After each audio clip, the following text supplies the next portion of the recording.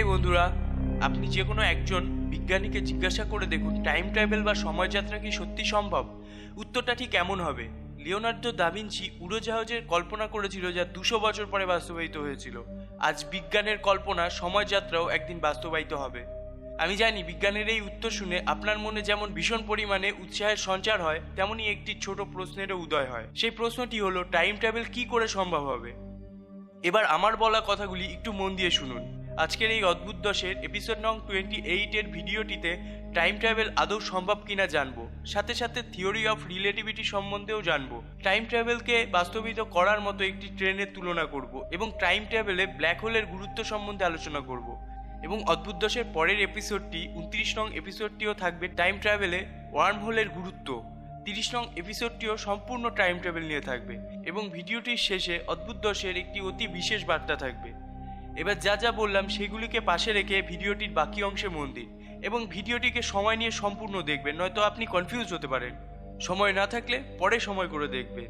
তো চলুন শুরু করা যাক। সময় চলছে, চলেই যাচ্ছে। প্রবাদ আছে, সময় কারোর জন্য থেমে থাকে না, যা চলতেই থাকে আর আমাদেরও বয়স বাড়তেই থাকে। কিন্তু কখনো কি ভেবে দেখেছেন এই সময়ের শুরুটা কি করে হয়েছে? অনুমানিক 90% মানুষ তা ভাবার প্রয়োজনই বোধ করে না, কিন্তু 90% মানুষ এটা জানে ও মানে সারা বিশ্বের সময় সবার জন্য সমান, যা 60 সেকেন্ডে 1 মিনিট এবং 60 মিনিটে 1 ঘন্টা। গ্যালিলিওর আবিষ্কৃত ধারণা অনুযায়ী সেটাই সত্যি, কিন্তু আইনস্টাইনের আবিষ্কৃত ক্রান্তিকারী থিওরি মানুষের সেই চিন্তাকে পাল্টে দেয়, যার নাম theory of relativity. Albert Einstein গণিতের মাধ্যমে এই থিওরিতে প্রমাণ করে সময়ের অন্তরাল আছে। এই কঠিন থিওরিটিকে বুঝতে হলে গণিতে অতি পটু হওয়ার প্রয়োজন আছে, কিন্তু আমরা এটিকে খুব সহজ ও কম ভাষায় বুঝব। থিওরি অফ রিলেটিভিটিতে আইনস্টাইন প্রমাণ করে আমাদের এই ইউনিভার্সের সময় সব স্থানে ভিন্ন ভিন্ন থাকে। শুধু তাই নয়, পৃথিবীর বিভিন্ন স্থানের সময়েও পার্থক্য থাকে। থিওরি অফ রিলেটিভিটির আগে মানুষের ধারণা ছিল পৃথিবীর 1 সেকেন্ড মঙ্গল গ্রহের 1 সেকেন্ডের সমান, কিন্তু সত্যিটা হলো মহাকাশ এবং সময় একে অপরের সাথে যুক্ত, যাকে স্পেস টাইম বলা হয়। সময় হলো 4th ডাইমেনশন, যাকে বাড়ানো বা কমানো সম্ভব। সহজ কথায় 59 মিনিটে 1 ঘন্টা বা 61 মিনিটে 1 ঘন্টা করা সম্ভব। সময় ব্রহ্মাণ্ডের সমুদ্রের মতো, যার একদিকে ভাটা এবং একদিকে জোয়ার, অর্থাৎ সময় মহাকাশের কোনো অংশে অনেক বেশি গতিতে চলে, আবার কোনো অংশে খুব কম গতিতে চলে। থিওরি অফ রিলেটিভিটি ওজনের তারতম্যে সময়ের অন্তরালকে প্রমাণ করে। যে গ্রহ বা যে বস্তুর ওজন বেশি হয় সেই ক্ষেত্রে সময় ধীরে চলে। যেমন আমাদের পিরামিডের পার্শ্ববর্তী স্থানে সময় পৃথিবীর বাকি অংশের তুলনায় ধীরে চলে। তবে আপনি যদি ভেবে থাকেন তা বুঝতে পারবেন, তা নয়, কারণ এই অন্তরাল এতটাই কম যা ধরা সম্ভব নয়। আনুমানিক 100 বছরে পিরামিডের সময় বাকি পৃথিবীর তুলনায় 1 সেকেন্ড ধীরে চলে, যেখানে এটা প্রমাণ পায় সময়ে অতীতে যাওয়াটা সম্ভব। বা 100 বছর পর যদি আপনি পিরামিড থেকে বাকি পৃথিবীতে যোগ দেন, তবে আপনি 1 সেকেন্ড ফিউচারে চলে আসবেন। আর আমাদের এই ফিউচারে যাওয়ার উৎসাহকে থিওরি অফ রিলেটিভিটি অনেকটা বাড়িয়ে দেয়। আইনস্টাইনের এই থিওরিতে স্পষ্ট স্পেস টাইমের ইকুয়েশন থেকেই টাইম ট্রাভেল সম্ভব। যদি কোনো বস্তু স্পেস টাইম অর্থাৎ 3 লক্ষ কিলোমিটার পার সেকেন্ড গতিতে বা তার 90% গতিতে ছুটতে পারে, তবে সে সময়ের গতিকে ধরতে পারে। কিন্তু এই থিওরি 1900 শতকে খাতা কলমেই সীমাবদ্ধ ছিল।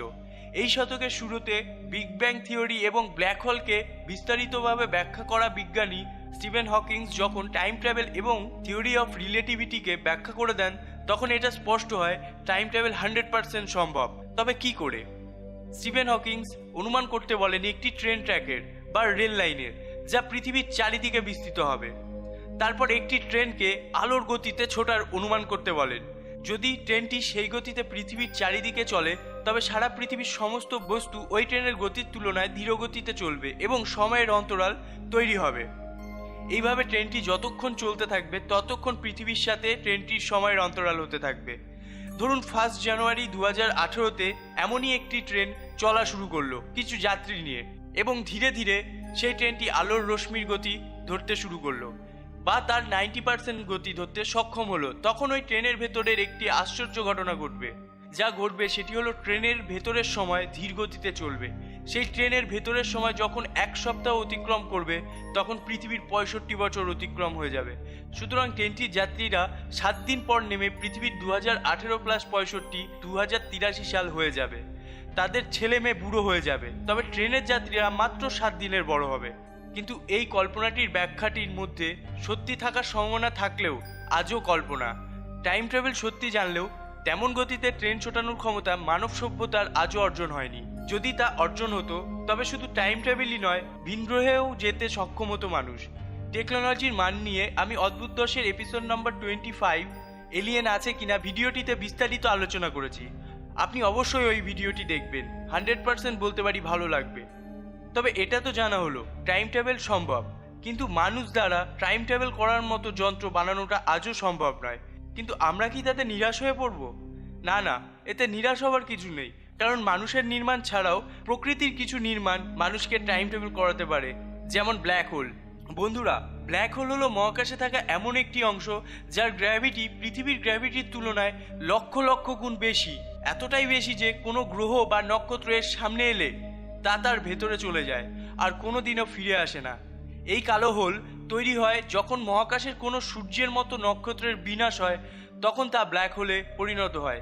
সেই নক্ষত্রের সমস্ত ইন্ধন জড়ো হয়ে একটি ব্ল্যাক হোলের জন্ম নেয় এবং সময়ের সাথে সাথে কাছাকাছি গ্রহ উপগ্রহকে নিজের গ্র্যাভিটির টানে গ্রাস করে বড় হতে থাকে। এই গ্র্যাভিটির টান থেকে আলোক রশ্মিও বেঁচে ফিরতে পারে না, আলোক রশ্মিও এই ব্ল্যাক হোলে আটকে যায়। তাই ব্ল্যাক হোল সম্পূর্ণ অন্ধকার। কিন্তু এই ব্ল্যাক হোলের মূল হলো ঘনত্ব। ধরুন পৃথিবীকে চাপ দিয়ে একটি ক্রিকেট বলের আকার দেওয়া হলো, কি হবে? ভেতরে পৃথিবীর সব বস্তু চেপে গিয়ে এমন ঘনত্বের সৃষ্টি হবে যে সেই বলটিকে সব থেকে ধারালো বস্তুও ভেদ করতে পারবে না। তেমনই ব্ল্যাক হোল, যার মধ্যে একাধিক গ্রহ নক্ষত্র গিয়ে এমন আকার ধারণ করে যার ঘনত্ব ও ওজন আমাদের সূর্যের ওজনের তুলনায় লক্ষ লক্ষ গুণ বেশি। কিন্তু এই ব্ল্যাক হোলের একটি সেফটি পয়েন্ট আছে, যেটি ব্ল্যাক হোলের চারিপাশের অংশ। এই অংশে মানুষ বা স্পেসশিপের সাহায্যে টাইম ট্রাভেল করতে সক্ষম হবে। তা কি করে? থিওরি অফ রিলেটিভিটিতে দেখেছি, যে স্থানের ওজন বেশি সেই স্থানের সময় ধীর গতিতে চলে, তেমনি ব্ল্যাক হোলের চারিপাশের সময় ধীরে চলে। যদি মানুষ আমাদের গ্যালাক্সি অর্থাৎ মিল্কি ওয়ে গ্যালাক্সির সব থেকে মধ্যে থাকা এই গ্যালাক্সির সবচেয়ে বড় ব্ল্যাক হোল, যার ব্যাসার্ধ 2.5 কোটি কিলোমিটার, তার অরবিটে বা পার্শ্ববর্তী স্থানে স্পেসশিপ নিয়ে ঘুরতে সক্ষম হয়, তবে স্পেসশিপে থাকা মানুষেরা টাইম ট্রাভেল করতে সক্ষম হবে। কারণ এই ব্ল্যাক হোল এত ভারী যে চারিপাশের সময় পৃথিবীর তুলনায় 2 গুণ আসতে চলে। ফলে যদি স্পেসশিপ সেখানে 10 বছর ঘুরে আসে, তবে পৃথিবীতে 20 বছর হয়ে যাবে। অর্থাৎ বোঝাই গেল টাইম ট্রাভেল বা সময়যাত্রা হবে। কিন্তু আপনি নিশ্চয়ই ভাবছেন, মানুষ কি ব্ল্যাক হোল, যা আমাদের আলোক বর্ষ দূরে আছে, যেখানে যেতেই তো কয়েক কোটি বছর লেগে যাবে, তারপর সেখানে যাওয়ার মতো স্পেসশিপও তো নেই। আলোক রশ্মি 3 লক্ষ কিলোমিটার পার সেকেন্ডে ছোটে। আমাদের সবচেয়ে দ্রুতগতি স্পেসশিপ কেপলার 11 কিলোমিটার পার সেকেন্ডের গতিতে ছুটতে সক্ষম। তারপর সেখানে গিয়ে ব্ল্যাক হোলের পরিক্রমণ এবং আবার ফিরে আসা, এটা কি সম্ভব? সত্যি কথা বলতে কি, সত্যি এটি সম্ভব নয়। বিজ্ঞানের কাছে এটি একটি কল্পনা মাত্র। তবে কি টাইম ট্রাভেল সত্যি সম্ভব না? তবে কেন বিজ্ঞানীদের বিশ্বাস টাইম ট্রাভেল মানুষ করতে পারবে? তার পেছনেও অনেক কারণ আছে। তার মধ্যে একটি হলো ওয়ার্ম হোল, যা নিয়ে অদ্ভুত দশের 29 এপিসোডটি আসতে চলেছে। এবার আপনারা নিশ্চয়ই ভাবছেন সেই এপিসোডটি কবে আসবে। তাই এবার রইল ভিডিওটির শেষ সেই বিশেষ বার্তাটি। অদ্ভুত দশ ঠিক করেছে 7 দিনের মধ্যেই টাইম ট্রাভেল সম্বন্ধিত 3টি ভিডিওই প্রকাশিত করবে। তাই সময় নষ্ট না করে সাবস্ক্রাইব করে বেল আইকনটিকে টিপে নিন সবার আগে সেই ভিডিওগুলোকে দেখতে। আর যদি আপনি 2017 নভেম্বর 25 পরে এই ভিডিওটি দেখছেন, তবে সবকটি পার্ট চ্যানেলে ঢুকে দেখতে পারেন। ভিডিওটি ভালো লাগলে লাইক, শেয়ার অ্যান্ড কমেন্ট করতে ভুলবেন না।